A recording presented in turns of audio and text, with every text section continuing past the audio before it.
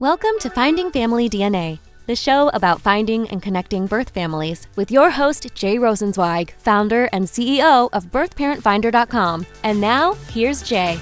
Hi, I'm Jay Rosenzweig, the founder and CEO of birthparentfinder.com, and you're watching and listening to Finding Family DNA.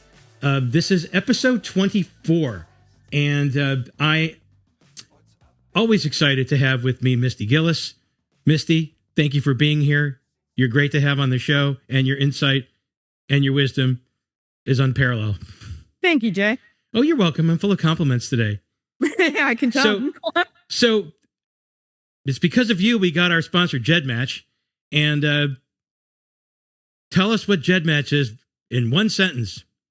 In one sentence is impossible, but it's an open source database where you can upload your DNA results for more cousins. That's the simple one. Right. And it's free. Yep. And you can control how your data is shared. Exactly. There's tons of privacy options. Right. So what I'd like to do is I'm going to tell my audience, we want you to subscribe to this show on YouTube. We don't have a ton of subscribers, but honestly, if you subscribe, you'll get all the updates, you'll get all the clips, and it's free on YouTube. But if you subscribe on Patreon, it is a cost, but you get that extra, Misty, that extra content that we don't share on YouTube, Spotify, or Apple Podcast. So again, please subscribe to Patreon. There's some really good content on there. And on that note, Misty, today we're going to talk about being an intermediary. And there's so much to talk about as far as our services and the extra stuff that we offer as far as our intermediary services. And I know when you first started with me, that's not what you did. You were more focused on putting trees together and doing DNA research. But before we ask you about your experience doing that, I want to talk about what happened this past week. Linda, who is our investigative consultant / salesperson, she took in a case where the client found his birth father on his ancestry results. And they were there for a while, but he didn't feel comfortable reaching out to his father. So he decided to use our services. So people always ask me, well, how do you think it's going to work out? And I honestly say, I don't know. We don't know. We don't know if the birth father knew. We didn't know if the birth mother told the birth father. We don't know. We don't know if it's going to take a couple of days, a couple of weeks. We just can't answer that question. We just hope it works out for the best. So this is a client that did not want this story to go public, won't share his name. I'll just tell the story briefly. And I reached out to the birth father, and he was over the moon. Oh, great. He was so happy that we contacted him. And he also said that he was married to the birth mother for a few years. They were in high school when she got pregnant, 16 years old. Yeah. And when he went away, I guess he went in the military, and they got married. It didn't work out. They were married for a few years. But all these years, they remained friends, I found out. And yeah, and which is interesting because that usually doesn't happen. So they both are remarried, and for years, like 30 plus years. The birth mother contacted me. She texted me. She says, I hear you represent my biological son. I'm so happy. I'm glad he's doing okay. I've always wondered about him. So we set up a Zoom over the weekend with my client, the birth mother, the birth father, and my client's wife. Oh, wow. It went really, really well. And again, they don't live in the same town. The birth father probably lives 4 hours from my client. Birth mother lives probably 1,000 miles away. But they're all going to meet eventually. And this goes to the intermediary services. It really does work out for someone who's gun shy, who doesn't want to reach out on their own. So I know you, like I said, you didn't want to do this at the beginning. And it's not like you didn't want to do it. You felt uncomfortable. So tell me about, you've been with me 3 years now. Tell me about how the intermediary works for you. So I used to be really uncomfortable with it, just because I didn't have experience with it. You know, in the law enforcement realm, we're not reaching out to families, we're not reaching out to people. So it was new to me.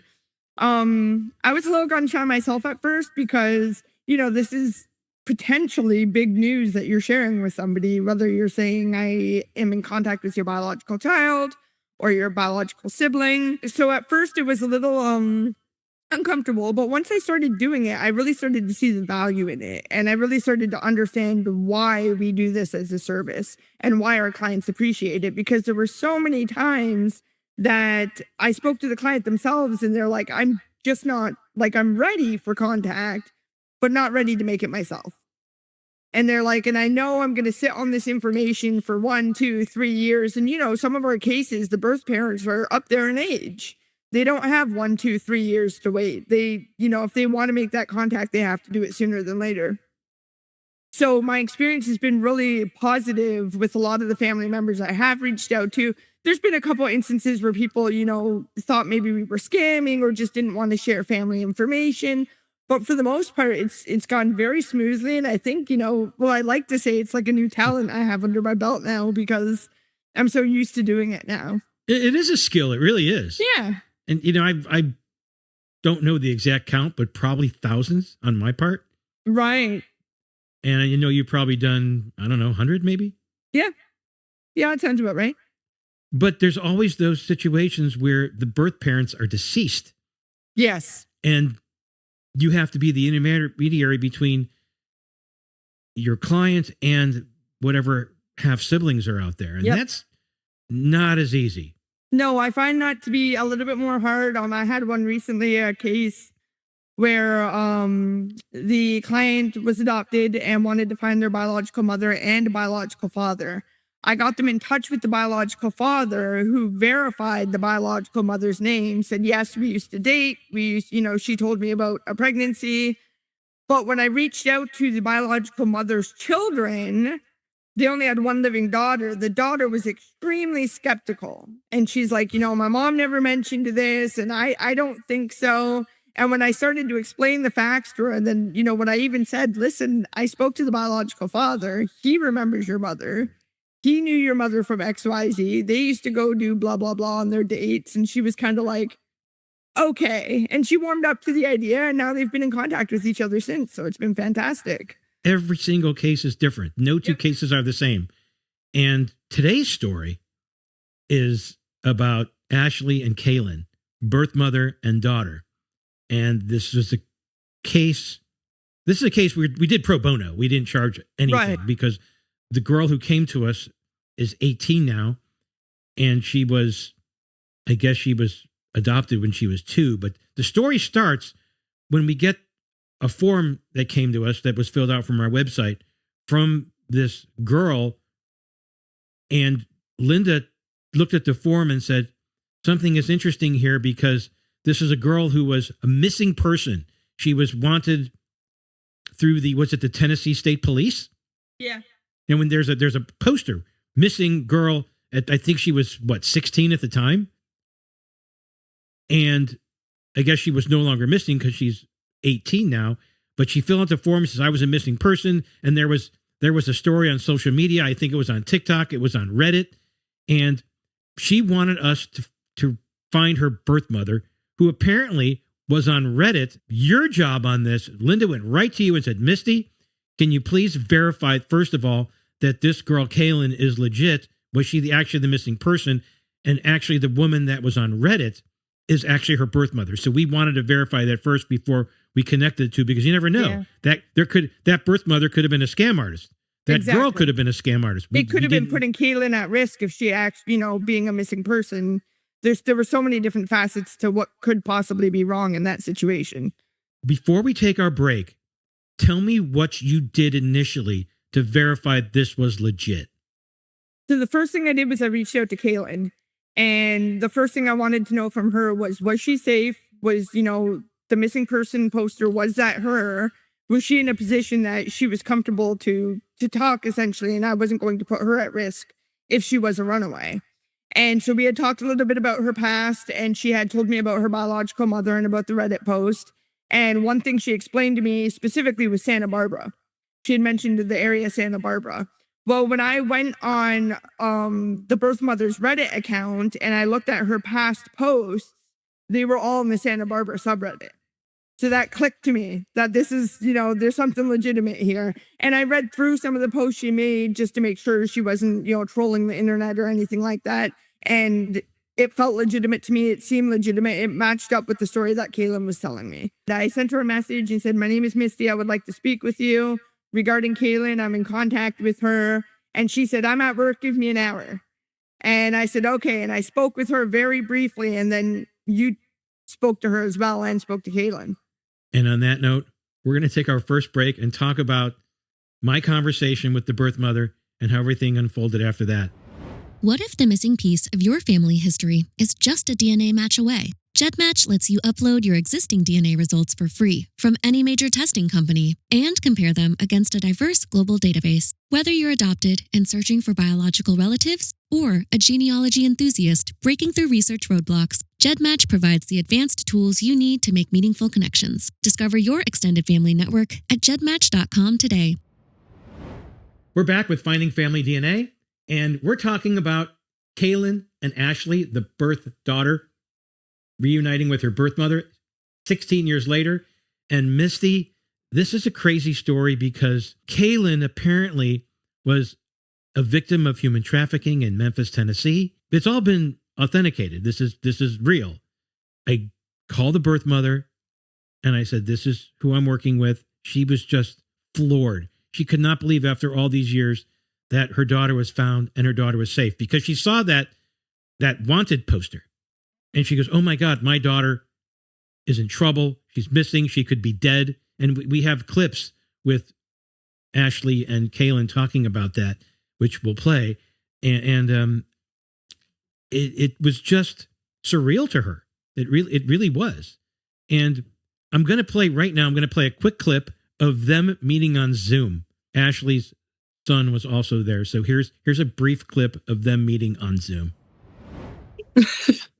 Oh my God. I don't even know how to feel. Oh my goodness. Oh my goodness. This is my son. Take your hat off. This is her brother. Bradley. Hi. Oh my God. This is such a good moment for me. This is so real. Like, this is the happiest I've been. Oh my God. Yeah, this is the happiest I've been since everything happened. I feel like there's closure. What do you make of this? I mean, to me, it's a great reunion story. I mean, obviously, Kaylin had some difficulties in her life, in her adolescence, as she was growing up. Very clearly, she had some trauma that she was suffering from. But when I spoke to her on the phone, one of the things she told me is ever since I was 12 years old, I wanted to meet my mom and I wanted to be reunited with my mom. And so I think it's just one of those kind of classic stories in the sense of, that yearning for wanting to know your biological parent. The backstory on this is that the records show that the birth mother was a drug addict, not in a good position, didn't have a healthy home.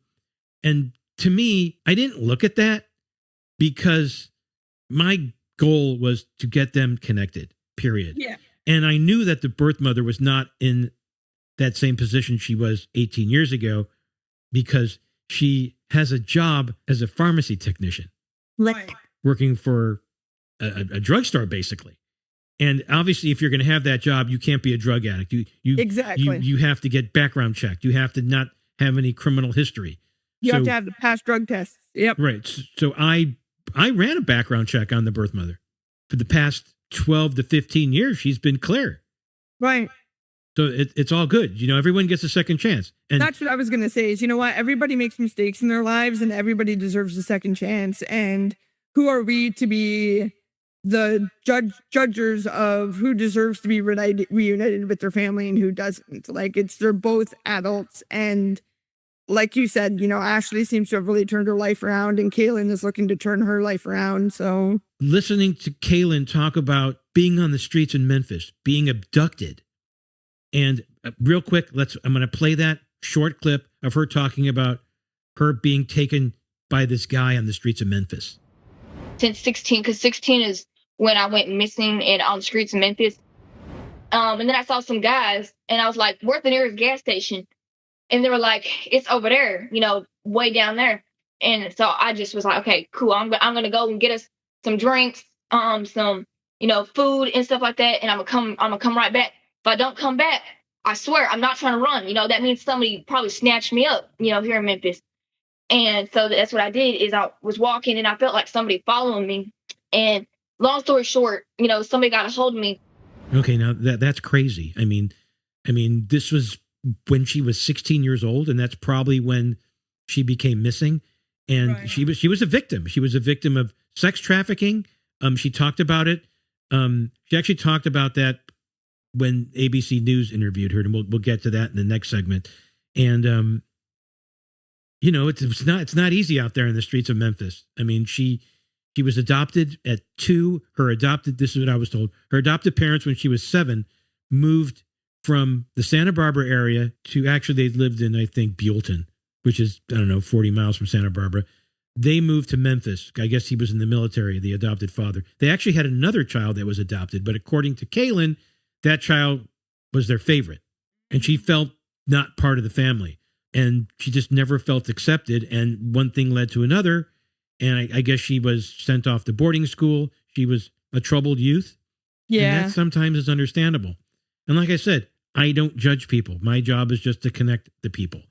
As far as the birth mother is concerned, I mean, I think they're two peas in a pod. I think they're very similar. Their personalities. I think they look alike. I mean, if you look at them side by They do side, look alike. that doesn't change. The fact that you're adopted, DNA is everything, right? I mean, Yep. I got them together on Zoom. I know they wanted to meet. We had to get Kaylin out of Memphis quickly. We didn't know. She said she did drugs 2 months before and overdosed on fentanyl. 2 months before this, probably more like 3, more like at the end of 2024. And it's like, this is not good, because she said she overdosed many times and almost died.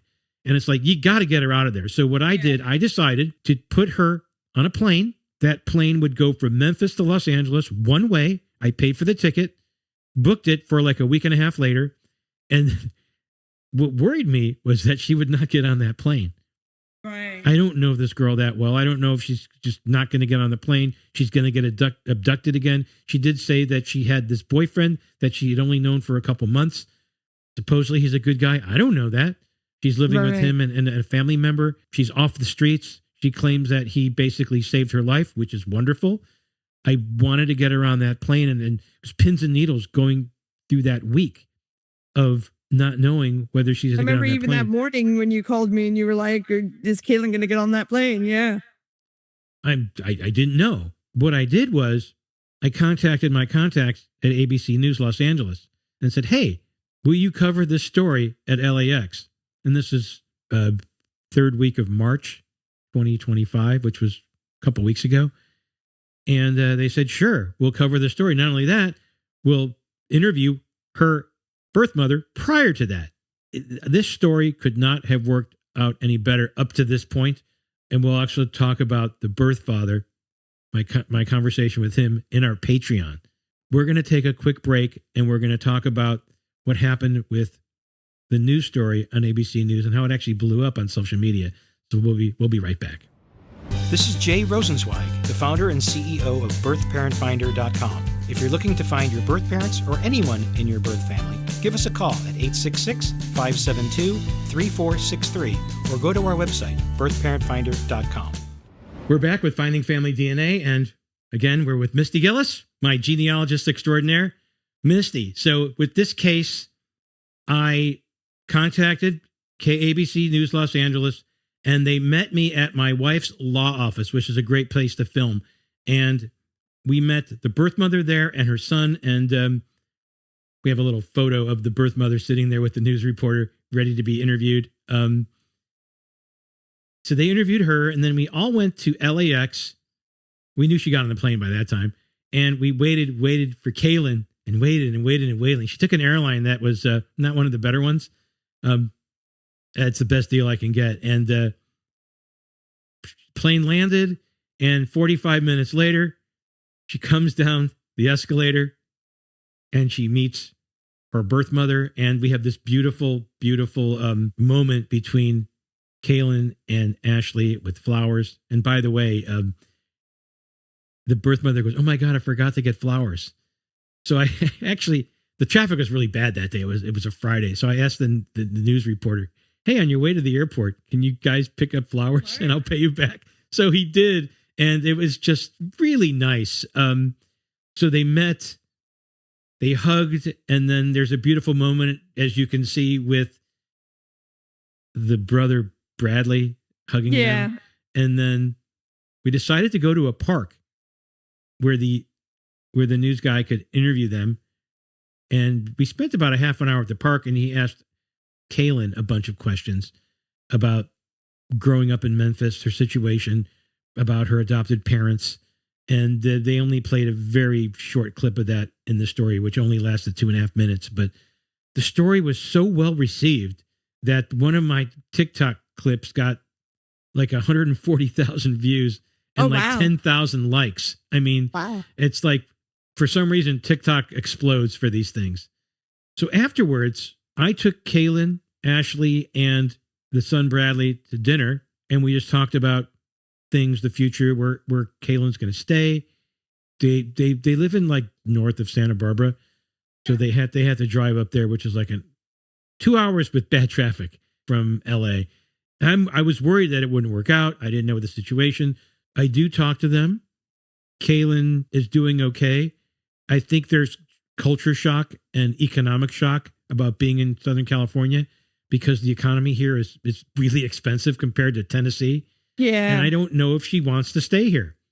She is tied to that guy who apparently saved her. That's up to her, but she loves her birth mother. She loves her brother. She seemed happy, but who knows what the future holds. Like I said, my job is just to connect them and hope for the best.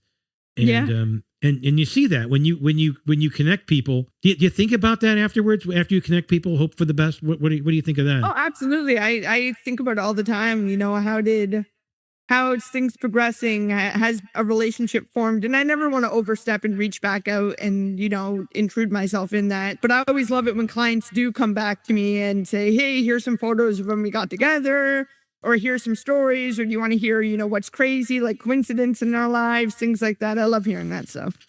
And every once in a while, I sometimes get messages from people like from 4 or 5 years ago saying, hey, this is a picture of me and my sibling. Yeah. That we've never met. Here you go. Here's a picture. And I have to look back at who was that person? It's like, because we do thousands of these.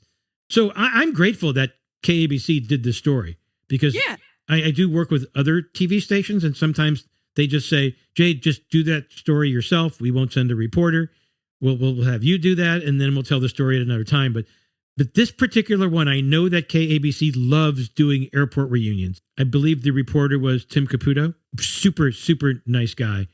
Did a great job with this story, even though it was only 2.5 minutes on their. I think they initially ran it at their 7 a.m. news the next day, but they ran it again later in the day, and then ABC News affiliates throughout the country picked it up. Right. Which was really cool. And then I get a phone call 2 days later from People Magazine. Oh, yeah. So they said, we want to cover this story. Can you give me Ashley's phone number? So I did. They interviewed her. But as of this date, they have not run that story. And it's like, no, they have millions and millions, probably 100 million followers. Yeah. But it's like, where's that story? Is it going to be published? We'd like it because maybe they have a different insight. Maybe they asked the birth mother different questions than I asked her, and then ABC News asked her. We don't know. But we're waiting for that story to come out. And I also have got a bunch of clips on TikTok. So if you can see, I put like 20 clips of this story on TikTok. Is it on the Birth Parent Finder or the Finding Family DNA? Well, no, Finding Family DNA doesn't have TikTok. It's just Birth Parent Finder. Okay. I'm glad I asked. Most people, Finding Family DNA is on Facebook. It's on Instagram. But most of the people go to the Birth Parent Finder page. Yeah. Because that's where the client base is. And by the way, Birth Parent Finder does have a YouTube page. It's been there for years, but we share bits and pieces of different things on there. But as far as this particular show, those go on the Finding Family DNA YouTube page. And we also have those clips that Indy puts together, those little 30, 45-second clips. Does a great job at doing that. And by the way, what I forgot to mention earlier was, look at my background. It's very different than before. So I basically turned my office into a podcast studio, changed the background, and I threw a few of my awards up there. You can see the Davey Award for last year's show. That's up there behind me, that beautiful gold award. A couple other things up there, but I wanted to make the background look clean And this microphone is very expensive. It's very good. I have a great 4K camera that's recording this, and you're on Zoom, but obviously the only thing you're going to see on Zoom is you, not me. Mhm. I'm being recorded from the studio in a different format, and Indy does his magic and edits this beautifully. That's at Chobo Studios, who was our studio that we used last season. They're still editing, working with me on this, but just not in their studio, basically in my home office studio, which is great. And it's basically soundproof. I do have 2 dogs that are whining, but you probably cannot hear them. And sometimes when I do these things, it depends. If I bring one of my dogs back here, she's not a problem. What are your thoughts in closing on this particular story and how we from Birth Parent Finder put this together? Honestly, I think it's a great story. It shows, the power of intermediary services too, because I feel like we did our due diligence. Like it didn't go wrong, thankfully, but it very well could have. It could have been somebody who was scamming Kaylin. It could have been somebody who was falsifying information on Kaylin's end. I felt like we did our due diligence and we helped kind of make sure that both parties were safe and comfortable and both knew that this was legitimate on both sides of the coin. So I think it was a really good story of just the successfulness of doing intermediary outreach like that, especially because it was interesting. I asked Kaylin, I said, why didn't you just reach out to her on Reddit yourself? And she said, I don't know how to use it. And I said, okay. So even little things like that, just being able to do that, it's nice being able to help like that. And like I said earlier, we did pro bono, obviously. We're not going to charge an 18-year-old for this service. Plus, we got media out of it. Exactly. And by the way, after the story ran, we got 250 leads for people filling out our form, people contacting our office saying, hey, can you help me? And obviously, there were a lot of people there that we couldn't help. We got a lot of calls from minors. So we don't take minors. By the way, if Kaylin was under 18, we would not have taken this case. Right. Exactly. We could not interfere. The DCF system in California is pretty good. I don't know about the one in Tennessee. I know you're in Illinois. I don't know how it is there, but we have a pretty good system here. Like I said, I think she may have been different in California. It really may have. On that note, we're going to end our regular show. On Patreon, we are going to talk briefly about the birth father. And you can go to Finding Family DNA on Patreon. That's patreon.com/findingfamilydna. Subscribe and you will get extra content. Again, thanks you all for being part of the show. We love having you, and we'll see you next time. If you want exclusive bonus segments of these episodes, join our Patreon at patreon.com/findingfamilydna. And if you are looking to start the journey of finding your family DNA, just go to birthparentfinder.com. Thank you for joining us on Finding Family DNA.